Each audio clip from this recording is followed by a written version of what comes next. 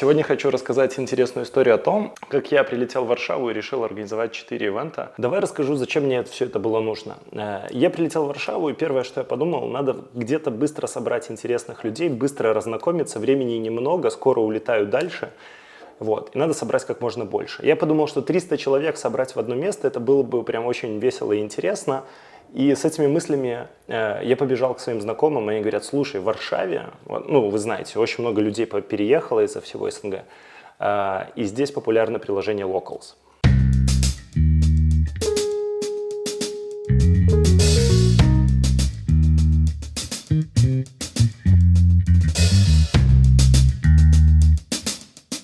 Короче, звучало дико просто. Берешь ноутбук, открываешь, заходишь в чат GPT, пишешь там: напиши мне классный там сценарий для мероприятия, какую-нибудь агенду. Заходишь в приложение на телефоне и быстро публикуешь мероприятие. Собственно, я на это потратил, наверное, минут 15, и все. И первое мое мероприятие полетело в продакшн. Было сильно просто. Я все равно сижу, жду, люди там особо не добавляются. Было скучно. То, если добавить еще 4 мероприятия в разных городах и странах, и заодно посмотреть людей, ну, то есть ребята же переезжали, которые вот после всех белорусско-российских событий украинских, они куда-то переезжали, их достаточно много, интересно, насколько они активны в разных городах. То есть я создал сразу во всех городах, куда люди могли приехать, мероприятия, чтобы посмотреть. И начал ждать. То есть сидел просто и тупо ждал у моря погоды. Мне же говорили, что приложение должно мне помочь. Я хочу только одну ремарку сделать, то что я ничего не готовил, я не снимал никакие помещения, не бегал, ничего не думал, а что мы там будем делать. Вот, просто я написал сценарий в чате GPT, примерно, что будет, чтобы он звучал максимально по-доброму. Придем, поговорим, попьем кофе, мне же нужен нетворк. Я же ищу себе новых друганов в других городах. Собственно, с такими ожиданиями я все и заливал. Нигде ничего заранее не исследовал, не смотрел, а куда мы пойдем, а что там будет, а надо спикера позвать. Это все мне показалось неважным, потом мы как-нибудь разберемся.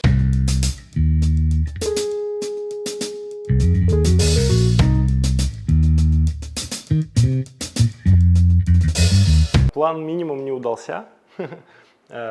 Потому что приложение какое-то время повисело, то есть вот эти мероприятия, они повисели какое-то время, скажем, 2 недели, и пришло человек 15-20, и я на самом деле очень сильно расстроился, взял ноутбук и начал просто агрессивно рассылать по всем соцсетям, написал некоторым ребятам, сказал: поперепости мою ссылку, пускай придет побольше людей, будет весело, эгегей.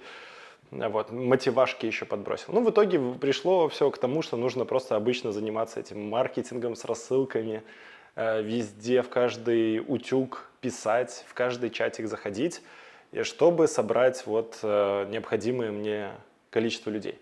Но после вот этой работы, еще я недели 2 потрекал, посмотрел, суммарно собралось 200 человек. И вот тут я задумался: хорошо, окей, придет 200 человек, да?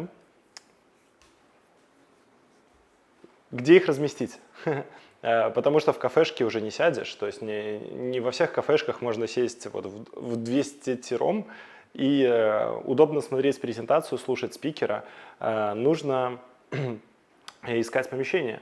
И я тоже не отчаялся, опять же, у меня есть большой социальный актив разных друзей, я решил написать экспертам и спросить, а как они в таких ситуациях действуют, и может они подскажут мне какие-то площадки. Будете смеяться, но все пришло к тому, что окей, чтобы площадку собрать достаточно большую, скажем, 100 человек плюс, нужно уже озаботиться тем, чтобы занести реальные доллары кому-нибудь. Потому что, во-первых, площадки бывают заняты, второе, они бывают маленькие, и третье, они могут не работать по выходным, а я хотел как раз мероприятие самое большое в выходные организовать, может, что ребята отдохнут, в пятницу, может, погуляют. Вот. А утречком в выходные все соберутся, и мы весело понетворкаем. Вот. Это оказался плохой план. Есть площадки свободные, но они стоят по 1000-2000 долларов.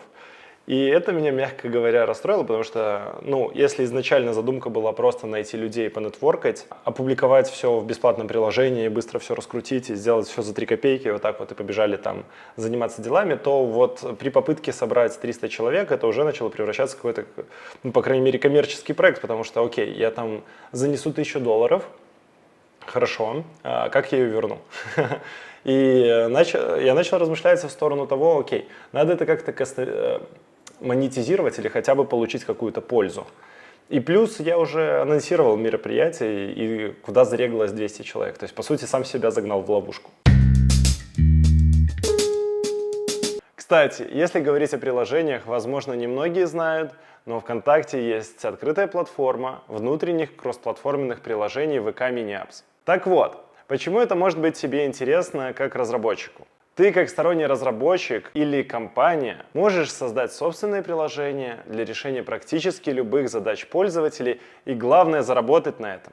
Ежемесячная аудитория платформы VK Mini Apps в 2022-2023 году составила около 45 миллионов активных пользователей. И чтобы пользователи смогли пользоваться вашим приложением, им не нужно ничего дополнительно устанавливать на телефон. Все работает сразу через приложение VK. Чтобы начать на этом зарабатывать, вам нужно всего лишь установить библиотеку VK Bridge. Она представляет собой специальный метод, позволяющий приложениям использовать API ВКонтакте на устройстве пользователя. А для разработки используются абсолютно стандартные веб-технологии, такие как HTML, JavaScript и CSS. Поэтому, если ты хотел давно сделать что-то свое и на этом заработать, переходи по ссылке в описании и пробуй создать свое приложение на платформе VK Mini Apps. Так что вперед, погнали, погнали! В общем, после того, как мы с ребятами попереписывались с большим количеством площадок, мы пришли к выводу, что окей, самый оптимальный вариант вот за $800 собрать, арендовать помещение на 150 человек, потому что есть такая информация, что зачастую люди на мероприятия не приходят, даже если они регаются, покупают билетики, есть все равно процентов 20-60 людей, которые не доходят. Да? То есть неважно, они купили билет, они там были сильно замотивированы, но что-то где-то произошло, они забыли, проспали и не пришли. То есть в реальности нужно делить на 2. То есть если у нас 200 человек, то делим на 2, 100 человек. И в моей голове все равно есть риск, что может прийти все равно 200 человек. Поэтому надо взять вот, окей, 100 это минимум, надо чуть больше, чтобы чуть что было куда двигаться и как-то там сесть. Но при всем при этом сама площадка стоила порядка $800. Так что пришлось немножко раскошелиться на бесплатное мероприятие. И я придумал ценность. Я придумал, окей, придет 200 человек, но кто все эти люди? Я не хочу заниматься Excel-ками, как-то что-то собирать. Я же всех их в приложение собирал, в приложение Locals, которое максимально популярное. Теперь вопрос, как получить все контакты людей, потому что неожиданно оказалось, что в приложении нет возможности никак экспортировать всех людей, которые записались ко мне на мероприятие. То есть я не могу получить ни список имен, ни контактов, ни навыков, но там уже информации очень много, но я же не буду каждого сидеть руками просматривать, это же какая-то фигня. 200 человек, так вот сейчас просмотри. Я же программист.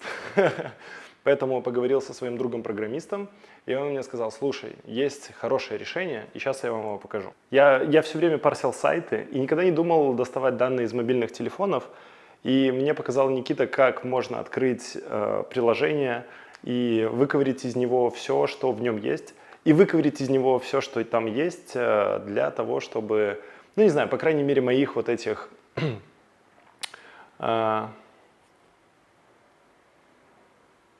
моих ребят, которые зарегались на ивент, достать, потому что, ну, блин, ребята просто не сделали эту фичу, она мне нужна.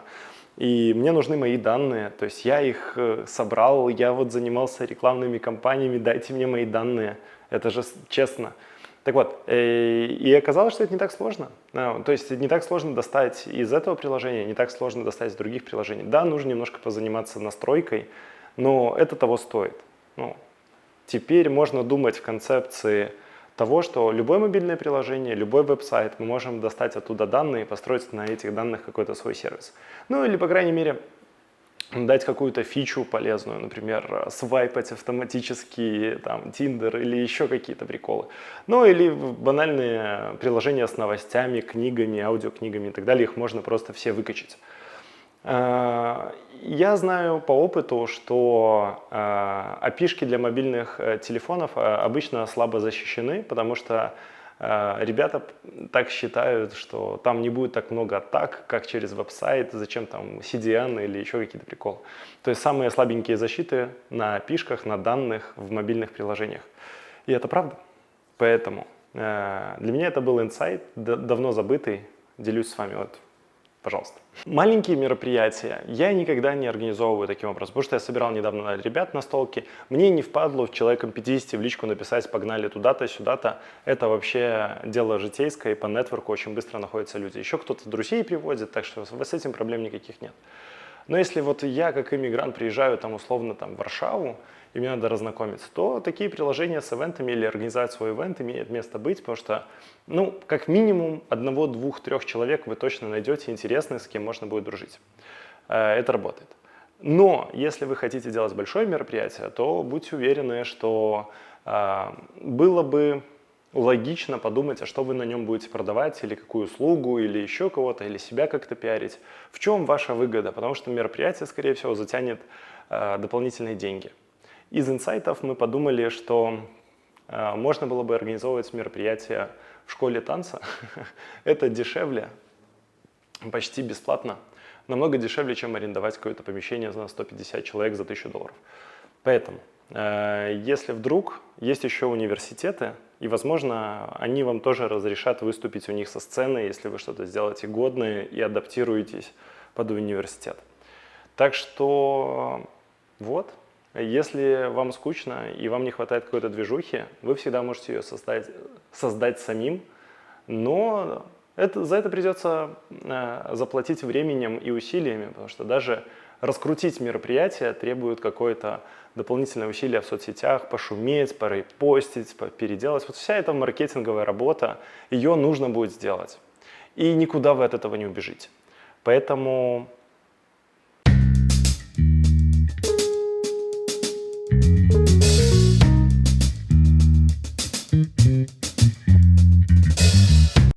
Из зарегавшихся 200 человек пришло хорошо, если человек 40 и 50. А может и того меньше. Я там прям на пальцах не считал, но было видно, что в зале очень много места. А на мероприятия другие, там вторые, третьи, четвертые ивенты, ну, в среднем приходило 5-15 человек из зареганных там 50-70. Поэтому вообще все эти цифры какой-то bullshit. И лучше, если вы за это будете брать деньги. Пускай люди чем-то коммитаются, бесплатные ивенты. Я больше так проводить точно не буду.